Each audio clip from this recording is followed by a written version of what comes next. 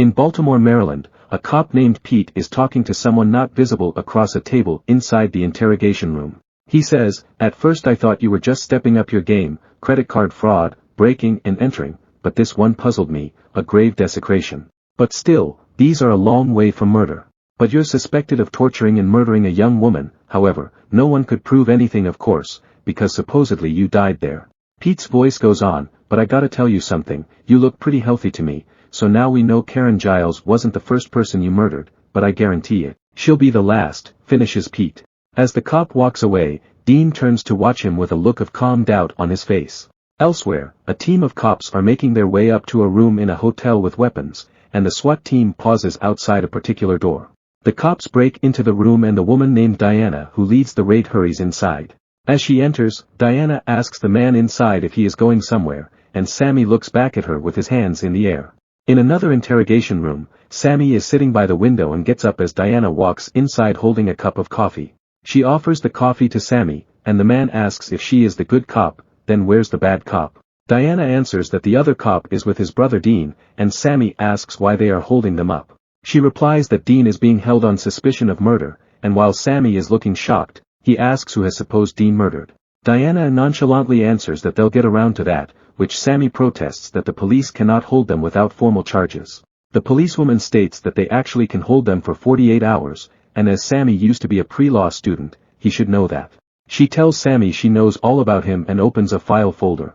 She begins to read all kinds of things about Sammy, including the death of his mother, his girlfriend, and how he left law school. Sammy says he needed some time off, so he's taking a road trip with his brother. She asks him how that's going, and Sammy replies that it's been great. Eventually, Diana makes her intention clear that she wants Sammy to answer some questions for them, to fill in the blanks in their investigation.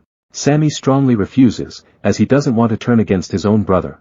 Even though Diana points out that Dean's life is over, due to his supposed crime, and offers him a plea deal to continue his life, the young man retorts that he will not consider testifying against Dean. Sammy then tells the story of Tony Giles, as he was his dad's old friend. He says he knows him since they were kids, so they came as soon as they heard about his death. In a flashback, Sammy meets Dean outside a coffee shop and finds him reading a news article about the death of Anthony Giles. Dean explains that the man was killed inside a locked office and the room was clean. There is no sign of forced entry, no DNA, and no fingerprints. The security camera also failed to capture footage of the assailant, so they have two options: either someone has tampered with the security tape, or the culprit was something invisible. Since the brothers specialize in solving unexplained and supernatural occurrences, they decide to take a visit to the crime scene to further investigate. Back in the present, Sammy states that it would be hard for Dean to be the culprit, as the brothers aren't even in town yet, when the crime happened. He further explains that they went to see Karen Giles, who is barely holding it together at the time, and they just want to be there for the woman. Flashback to their visit to Karen, the woman is looking at the insurance papers and states that she totally forgot about it. The brothers are sitting with her and posing as insurance company investigators, and Sammy tells her that they are sorry for bothering her at the moment, but the company needs them to conduct their own investigation. He asks if she can tell them anything unusual or strange she remembers about the night her husband died, and she answers that they are just supposed to have dinner together.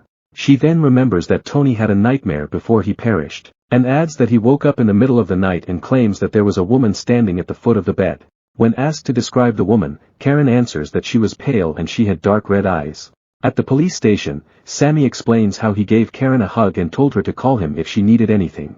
This concludes that the police are unaware of the real purpose of the brothers in their town, as they pose as friends to the deceased, but in reality, they are trying to find out the unnatural cause of death of the victims. Diana tries to coerce Sammy to tell her more, as they have eyewitnesses who saw two men fitting their description, breaking into Giles's office. Sammy tells her that Karen called them later and said there was some stuff she wanted from Tony's office, but the police weren't letting her in, like pictures of the two of them in Paris and some other stuff. He adds that it was wrong to enter a crime scene, but Karen gave them the key. In Sammy's mind, he and his brother picked the lock at Tony's office and enter the room to look for clues. While inside, Dean asks if it looks like a vengeful spirit, which Sammy answers maybe, as Tony did see that woman at the foot of his bed. Dean picks up a piece of paper and looks at it. He then gives it to Sammy where the word Dana Schultz is typewritten on it over and over again. The two wonder if Dana Schultz is a name or something else, and they find another paper where it says, "All work and no play makes Jack a dull boy," also typewritten repeatedly. While in front of a glass table, Sammy breathes at it, and when it fogs up, the word Dana Schultz appears again. Sammy comments that they officially crossed over into weird, and figures that Dana Schultz is the name of the pale red-eyed mystery girl. Sometime later, Dean complains that he cannot find anything about Dana Schultz, and there's not a single mention of her anywhere he looked. As Sam browses at Tony's computer, he remarks that there's not a D. Schultz or any other kind of freakin' Schultz on the computer files. He adds that there's no Dana Schultz has ever lived or died in Baltimore in the last 50 years at least. Sammy tries to crack Tony's email password to check it out, while Dean leaves to talk to Karen again and find out if she knows anything about this Dana Schultz. Back at the police station, Sammy tells Diana that Dean went back to Karen's place to check up on her, as she had been pretty upset with her husband's demise. Diana asks why Sammy didn't go with him, and the man answers that he just went back to the motel. She gets upset and insists that Sammy should tell the truth about Dean hurting Karen, because she heard the 911 call, and the woman was terrified because someone was in the house. In a flashback, it shows Karen sitting on the couch watching TV, when suddenly, she sees someone walk in the hallway. She shakes her head while thinking that she's just imagining things, but when she looks up, she sees someone standing at the window in the other room. She screams and turns on the light, but when she looks again, they're gone. She gets up and quickly runs up the stairs, and locks herself in her room. She dials 911, but before she can finish telling them her address, the phone dies. Suddenly, the lights go out and the printer starts printing off something. She goes over and looks at it, and Dana Schultz is printed repeatedly again. She goes inside her closet instead, and when she turns around, there is a woman with red eyes standing behind her and she screams. Sometime later, Dean is knocking on Karen's door but no one answers even when he calls her name. He glances around, and then takes out his lockpick and picks the lock. As he goes inside, he tries to turn on the lights but it doesn't work, so he goes upstairs to her room and sees her lifeless on the floor. He finds a paper saying Dana Schultz and wonders what the hell it is with Dana Schultz. He crouches down next to her and lifts up her hand, noticing strange red marks on her wrists. Suddenly, two cops show up at the doorway with weapons pointed at him, and he gets arrested for Karen's murder. In the next interrogation room, Dean is sitting behind the two-way mirror while handcuffed to the table. Pete is sitting at the other side of the mirror when Diana comes and asks him about his progress with Dean. He answers no, as Dean just gives him a lot of insolent remarks. She informs him that Sammy's story matches Dean up to the last details, and Pete remarks that the brothers are good. Diana says that if they don't get Sammy to flip, all they got are a huge amount of circumstantial evidence that is not enough to convict. Pete comments that Dean was caught at the crime scene and the jury convicts for less, but Diana counters that there's no murder weapon, and they haven't found out the motive. As Pete turns to face the woman, he touches her face and starts to get frisky with her. He quickly takes his hand away as another cop walks by, and returns their conversation to Dean. As Diana starts having doubts about Dean being guilty, Pete cuts her off and assures her that he knows criminal types and Dean is one of them. Diana urges him to get back on interrogating the brothers, but her partner tells her to leave them for now and let them just stew in their juices for a bit. He then glances around and when he sees that no one is nearby, he kisses Diana before she leaves. In Dean's interrogation room, he is muttering Dana Schultz to himself over and over again, while Sammy is writing Dana Schultz on a piece of paper. Dean thinks that maybe it's not a name, and Sammy mutters that it might be an anagram, so he starts writing a bunch of words in different ways. While Dean is trying to figure out an anagram out of his head, a man comes inside the room and introduces himself as his public defender. Dean acts like he is grateful, and asks the man for a piece of paper and pen. He then starts writing down Dana Schultz in different ways, while the lawyer is talking about how they caught Dean and what's good and what isn't. When the lawyer notices that his client isn't listening at all, he tries to get his attention, but Dean is still writing furiously and muttering something. Dean pushes the paper toward the lawyer and asks him to look at it, and see if he recognizes any of the words if they're names or local places. The lawyer asks him if he realizes how serious these charges are, and Dean laughs while saying that he knows, as he is currently handcuffed to a table. The man comes up with Ashland, which is the name of a local street not far from there. As the lawyer tries to get back to the case, Dean asks him if he can get in to see his brother and tell him to give Sammy a piece of paper.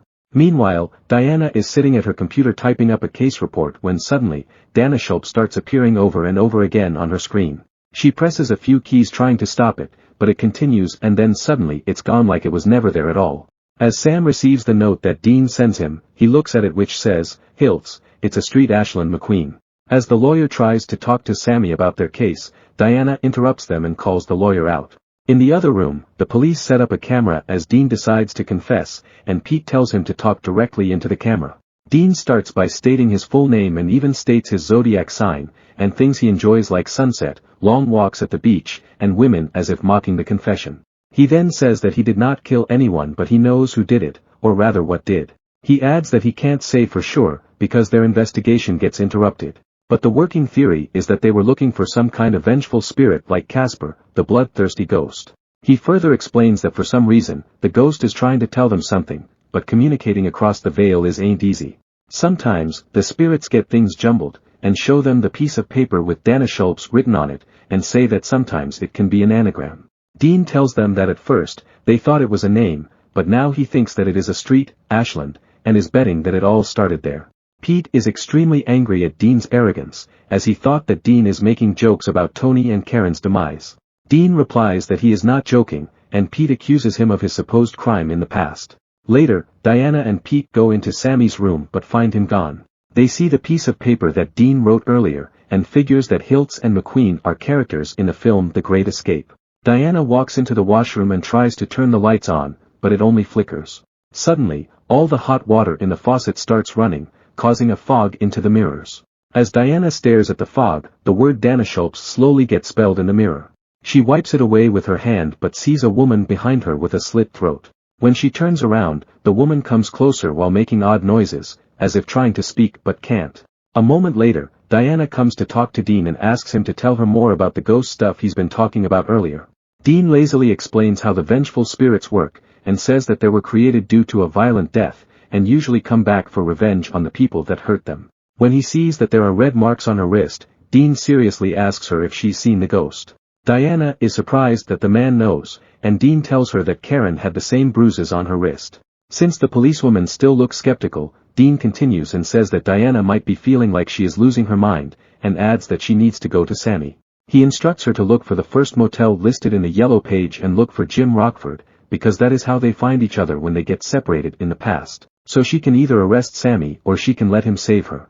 Inside a motel room, Sammy is looking at some papers when he hears a knock on the door. When he opens it, he sees Diana standing outside. He looks at her wrist and asks if the bruises appear after she saw the red-eyed woman. When Diana says yes, Sammy asks her to tell him exactly what she saw, but before she proceeds with her story, she remarks that she must be losing her mind because Sammy is a fugitive, and she should arrest him. Sammy tells her she can arrest him later after she lives through this, but right now she has to talk to him. Diana begins her story and tells him exactly what the woman looks like, but she adds that its throat was cut and it appears like it was trying to talk to her.